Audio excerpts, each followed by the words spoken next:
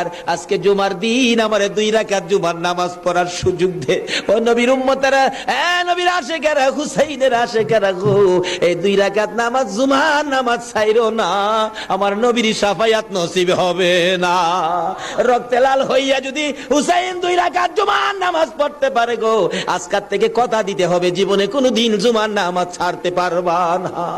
জুমার নামাজ আদায় করতে সময়টুকুন দিলে নামাজ শুরু করে দিলেন, রুকু সিজদার কাজ শেষ করে তাশাহুদে বসে সালাম ফিরানোর আগ পর্যন্ত কাছাকাছি বসে বসে এই যদি সৈন্যরা নামাজের ভিতরে প্রত্যক্ষদর্শীরা বলেন এক একটা করে তীর মারে হুসাইনের গায়ে। ডান দিক দিয়া যদি তীরটা মারতো, বাম দিক দিয়া বেরিয়ে যাইতো, সামনে দিয়া মারলে পিছন দিয়া বেরিয়ে যায়, এই কিসিমের তীর গো নামাজের ভিতরে 72টা তীর লাগাইছে। হুসাইন সালামটা ফিরাইয়া নানা গো কইয়া কালতে কালতে জমিনে গড়াগড়ি শুরু করে দিলে নিষ্ঠুর পাষাণ এই যদি সৈন্যের সীমার গলা কাইটা মাথা আলাদা করে নিয়ে গেছে। হুসাইন শহীদ হয়ে যায়।